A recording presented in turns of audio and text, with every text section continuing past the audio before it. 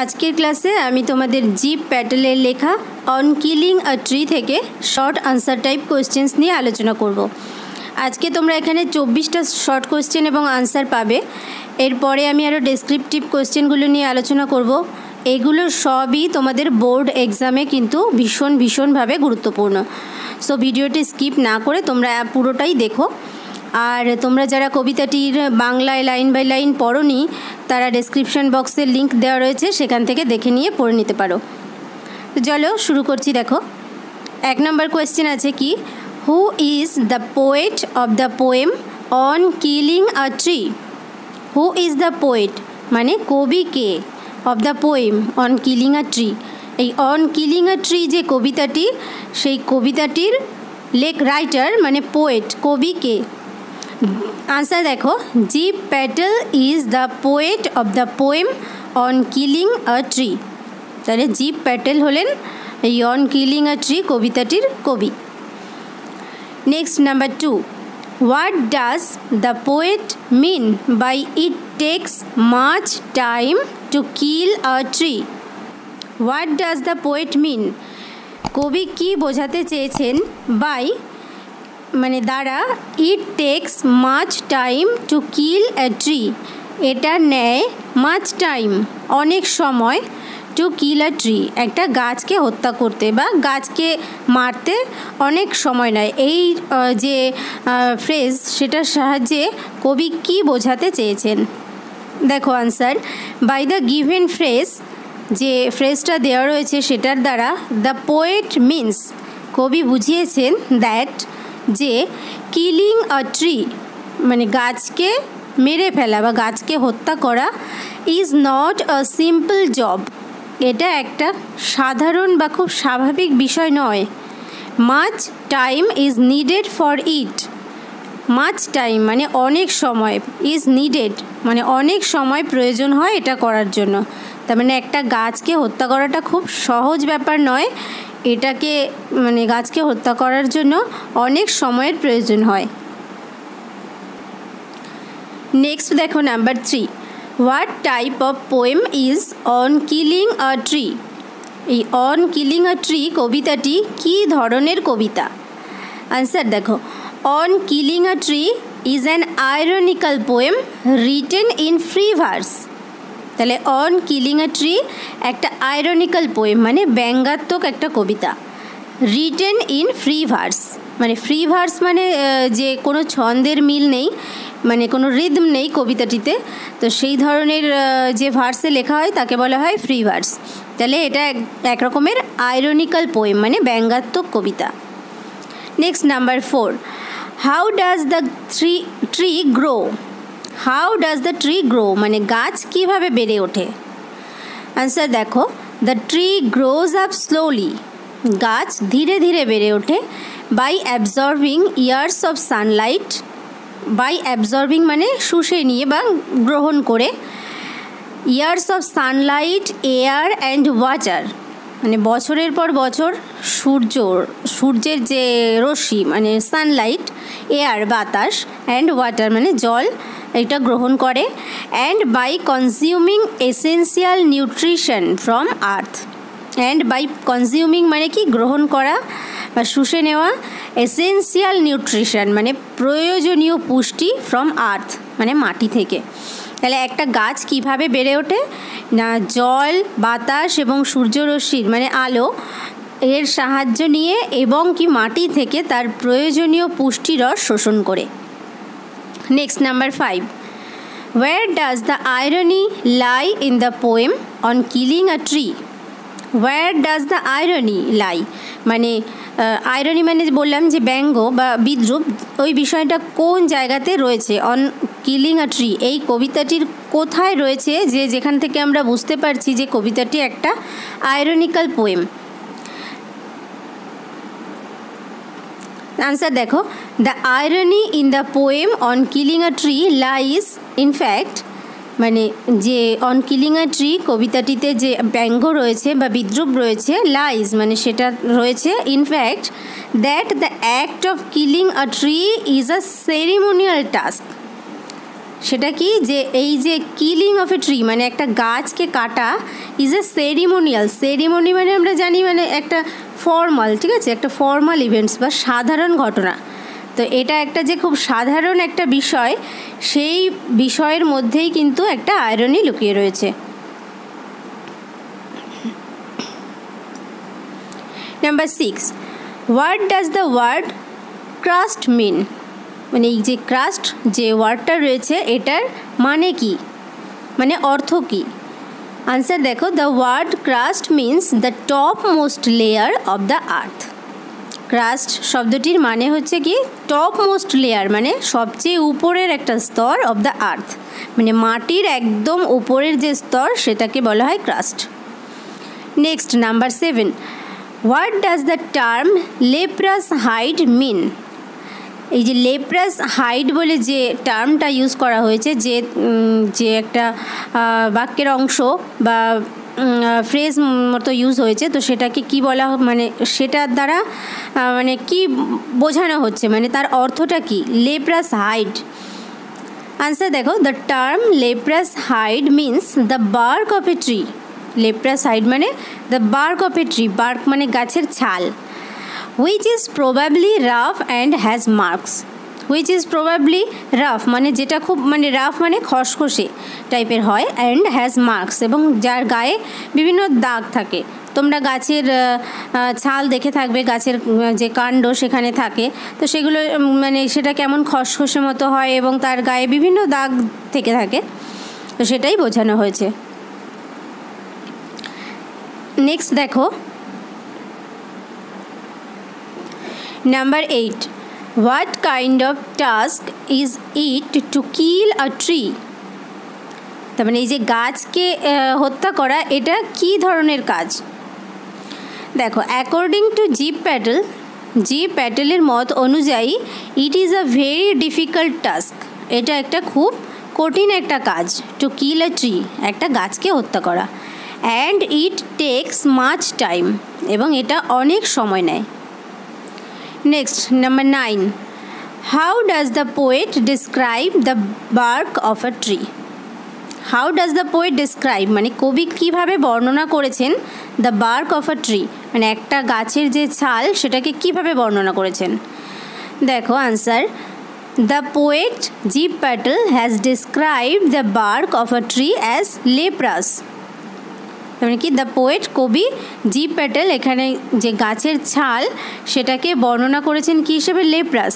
লেপ্রাস মানে কি? লেপ্রাস হচ্ছে যা কুষ্ঠ ব্যাধি আছে না, কুষ্ঠ রোগ যেটাকে বলে, মানে কুষ্ঠ রোগ হলে সেটার মানে গায়ের তার প্রভাব দেখা যায়, বিভিন্ন রকমের ঘা হয়ে থাকে, তো সেটা খুব ছোঁয়াচে।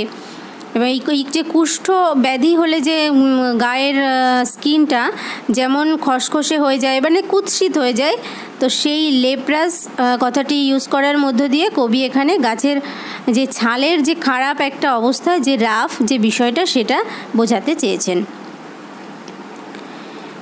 নেক্সট দেখো number 10, what does the phrase sprouting leaves mean? যে স্প্রাউটিং লিভস যে ফ্রেজটা ইউজ করা হয়েছে, তো সেটার মানে কি বা সেটার অর্থ কি?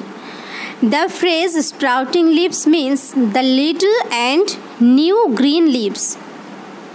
তার মানে স্প্রাউটিং লিভস মানে কি? Little and new green leaves, মানে খুব ছোট ছোট এবং যে নতুন জন্মানো, তার মানে কচি কচি যে পাতা, সেগুলোকে বোঝানো হয়েছে।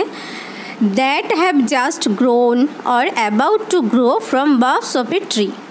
মানে যেটা সবে মাত্র বড় হয়ে উঠেছে বা বড় হয়ে উঠতে চলেছে, মানে গাছের শাখা প্রশাখায়, তো সেইগুলো যেই সবে মাত্র বেরোনো কচি কচি যে পাতাগুলো, সেগুলোকেই বলা হয় sprouting leaves.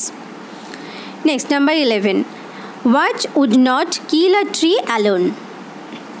What would not kill a tree alone মানে কোন জিনিসটা গাছকে শুধুমাত্র সেইটুকুই, বা শুধুমাত্র কোন জিনিসটা গাছকে মারতে পারে না?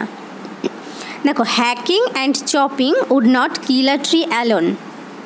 হ্যাকিং মানে কি? কুঠার দিয়ে জোরে জোরে আঘাত করা, মানে কুড়ুল দিয়ে যেরকমভাবে গাছ কাটা হয়, অ্যান্ড চপিং মানে কুচি কুচি করে কাটা, এই বিষয়টা would not kill a tree alone, শুধুমাত্র কিন্তু এই বিষয়টাই একটা গাছকে মেরে ফেলতে পারে না। নেক্সট দেখো number 12, but this alone won't do it. কিন্তু শুধুমাত্র এটাই এটা করতে পারে না। What does this refer to? এখানে দিস বলতে কি বোঝানো হয়েছে? Here this refers to the act of hacking and chopping. এখানে দিস বলতে বোঝানো হয়েছে যেভাবে যেই কুড়ুল দিয়ে আঘাত করা হয় এবং কুচি কুচি করে কাটা হয় সেই বিষয়টাকে বোঝানো হয়েছে। Which is not enough for killing a tree completely. যেটা কিন্তু একটা গাছকে মারার জন্য মানে সম্পূর্ণভাবে মেরে ফেলার জন্য যথেষ্ট নয়। Next number 13, but this alone won't do it. What does it refer to? But this alone won't do ইট মানে শুধুমাত্র এটা করতে পারে না। তো what does it refer to? এখানে যে ইট ইউজ হয়েছে, ইট ওয়ার্ডটা, তো সেটার বলতে কি বোঝানো হচ্ছে? আনসার দেখো, here it refers to the act of killing a tree completely. তাহলে ইট বলতে বোঝানো হয়েছে যে একটা গাছকে সম্পূর্ণভাবে মেরে ফেলাটা। Next 14, where will the curled green twigs rise from. যে কার্লড মানে কোঁকড়ানো, গ্রিন টুইক্স মানে কোঁকড়ানো সবুজ রঙের ছোট্ট ছোট্ট ডালপালা কোথা থেকে আবার বেড়ে ওঠে? আনসার দেখো, the curled green twigs will rise from the remaining part of the tree which is very close to the ground. দেখো, দ্য কার্লড গ্রিন টুইক্স যে কোঁকড়ানো সবুজ ছোট ছোট ডালপালা সেগুলো উইল রাইজ মানে বেড়ে উঠবে from the remaining part of the tree. Remaining part মানে থেকে যাওয়া অংশ। তোমরা দেখে থাকবে গাছ যখন কাটা হয়, গাছের একদম পুরো মাটির একদম গা ঘেঁষে যে জায়গা থেকে কাটা হয় সেখান থেকেই কিন্তু পরে আবার ওখান থেকে কচি কচি পাতা বেরোতে থাকে। তো সেই যে রিমেইনিং পার্ট মানে যেটা থেকে গেল সেখান থেকে যে পাতাগুলো বেরোতে থাকে, which is very close to the ground মানে দেখো মাটির একদম যেটা খুব কাছে থাকে, মানে গাছ কাটার পরে যে অবশিষ্ট অংশটা থাকে মাটির কাছে সেখান থেকে যে ছোট ছোট ডালপালাগুলো বা কচি কচি পাতা সেগুলো কিন্তু বেরোতে থাকে। নেক্সট দেখো 15, miniature boughs. What does the word boughs mean? তো বাফস মিনস কি? আনসার দেখো, the word boughs means branches of a tree. Branches মানে শাখা প্রশাখা, মানে গাছের যে শাখা প্রশাখা সেগুলোকেই বাফস বলা হয়। Next 16, what does the poet mean by saying unchecked? মানে আনচেকড শব্দটির মধ্য দিয়ে কবি কি বোঝাতে চেয়েছেন? আনসার দেখো, when a tree is cut down, যখন একটা গাছকে কেটে ফেলা হয়, and if the curled green twigs are unchecked or not cut, মানে যে গাছের গোড়ার থেকে যে কোঁকড়ানো বা যে সবুজ রঙের ছোট্ট ছোট্ট ডালপালা যেগুলো বেরোয় সেগুলোকে যদি না কাটা হয়, তার মানে সেগুলোর দিকে যদি খেয়াল না করা হয়, they will grow again to their former size, সেগুলো আবার আগের আকৃতিতেই ফিরে যাবে। Next 17, what happens after hacking and chopping? What happens মানে কি ঘটে আফটার হ্যাকিং অ্যান্ড চপিং, মানে কুড়ুল দিয়ে বা কুঠার দিয়ে কাটার পরে, কুচি কুচি করে কাটার পরে কি ঘটে? আনসার দেখো, আফটার হ্যাকিং অ্যান্ড চপিং মানে কুড়ুল দিয়ে কাটার পরে, কুচি কুচি করার পরেও, the bark of the tree bleeds. Bark মানে গাছের ছাল, bark of the tree bleeds. Bleeds মানে ব্লিডসের অর্থ হচ্ছে রক্তপাত হওয়া। তো গাছ কাটার পরে গাছের থেকে একরকম ধরনের রস বেরোয়, তোমরা গাছ কাটা দেখে থাকলে সেটা দেখতে পাবে। তো সেটাকেই কবি এখানে রক্তের সঙ্গে তুলনা করেছেন। And it gives the tree much pain, এবং এটা কিন্তু গাছকে অনেক কষ্ট দেয় বা অনেক যন্ত্রণা দেয়। দেখো number 18, what lies hidden in the earth's cave? What lies hidden মানে কোন জিনিসটা হিডেন মানে লুকিয়ে থাকে, ইন দ্য আর্থস কেভ মানে মাটির তলায়, গুহায়। কেভ এখানে মাটির তলা বোঝাতে ব্যবহার করা হয়েছে। তো সেখানে কে থাকে? হিডেন মানে লুকিয়ে। আনসার দেখো, the root lies hidden in the earth's cave. Root মানে গাছের শিকড় বা গাছের যে মূল, তো সেটা মাটির নিচে থাকে। Next 19, where does the strength of a tree lie? মানে গাছের শক্তি, স্ট্রেংথ কোথায় থাকে, একটা গাছের শক্তি কোথায় থাকে? আনসার হচ্ছে, the strength of a tree lies in its root, মানে গাছের শক্তি থাকে এর গাছের শিকড়ে বা গাছের মূলে। Which finds the anchorage inside the earth, যেটা দেখতে পায় কি অ্যাঙ্করেজ মানে হচ্ছে আশ্রয়স্থল, ইনসাইড দ্য আর্থ মানে মাটির নিচে, মানে গাছের যে মূল শক্তি সেটা হচ্ছে তার শিকড়ে এবং সেটার আশ্রয়স্থল হচ্ছে মাটির নিচে। Next 20, the source white and wet, what does the word source refer to, মানে যে এখানে যে সোর্স কথাটা ব্যবহার করা হয়েছে উৎস, সেটা কাকে বোঝাচ্ছে? দেখো, the word source refers to the root of a tree, source কথাটার সাহায্যে একটা গাছের শিকড়কে বোঝানো হয়েছে। Which helps the tree to absorb the necessary nutrition from the earth, যেটা একটা গাছকে মাটির তলা থেকে নেসেসারি নিউট্রিশন মানে কি প্রয়োজনীয় পুষ্টি সংগ্রহ করতে সাহায্য করে। নেক্সট দেখো 21, how does Gieve Patel describe the root of a tree, how does Gieve Patel describe মানে জিপ প্যাটেল কবি কীভাবে বর্ণনা করেছেন the root of a tree, একটা গাছের মূল বা শিকড়কে কীভাবে বর্ণনা করেছেন? Answer, Gieve Patel describes the root of a tree, Gieve Patel বর্ণনা করেছেন the root of a tree মানে গাছের শিকড়কে as the source of a tree মানে গাছের উৎস হিসাবে, which is wet and white, যেটা হচ্ছে ওয়েট মানে ভিজে অ্যান্ড হোয়াইট মানে সাদা, and which is the most sensitive part এবং যেটা কিনা সব থেকে একদম সংবেদনশীল অংশ। Next 22, why is the source called white and wet, কেন এই সোর্স বা এই রুটকে বলা হয়েছে হোয়াইট অ্যান্ড ওয়েট, সাদা এবং ভিজে কেন বলা হয়েছে? তো আনসার দেখো, here the source is the root of a tree, এখানে সোর্স বা উৎস হচ্ছে দ্য রুট মানে গাছের শিকড়, which is called as white, যেটাকে হোয়াইট বলা হয়েছে because it remains under the earth, কারণ এটা মাটির নিচে থাকে, অ্যান্ড ওয়েট এবং ভিজে because it absorbs water from the soil, কারণ এটা কি মাটির নিচের থেকে মানে কি ওয়াটার মানে জল সেটা শোষণ করে, সেই কারণের জন্যই শিকড় বা মূলটা ভিজে ভিজে হয়। Next 23, and then it is done, এবং এরপরে এটা হয়ে যায়। What which act is refer to here, এখানে কোন অ্যাক্টের কথা বলা হয়েছে?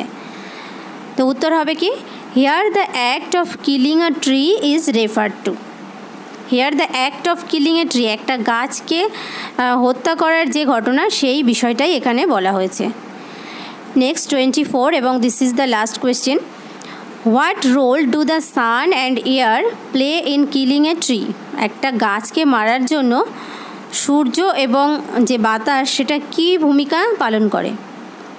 আনসার হচ্ছে, the sun and the air play a vital role in killing a tree by scorching and choking, তার মানে কী হয় যে একটা গাছকে মারার জন্য এক সূর্যের রশ্মি এবং বাতাস মানে কিসের কাজ করে, একটা নিরোধকের কাজ করে, আবার একটা কিন্তু দাহ হওয়া মানে জ্বলন্ত যে দাবদাহের একটা বিষয় সেই বিষয়টার জন্য কাজ করে। তো আজকে এই পর্যন্ত, নেক্সট ভিডিওতে আমি তোমাদের জন্য ডেসক্রিপটিভ টাইপের কোশ্চেন আনসার নিয়ে থাকবো। ভিডিওটি যদি তোমাদের ভালো লাগে অবশ্যই একটা লাইক দিও, কমেন্ট করে জানিও, আর পরবর্তী ভিডিওগুলোর নোটিফিকেশান পাওয়ার জন্য চ্যানেলটিকে সাবস্ক্রাইব করে নিও। Thank you.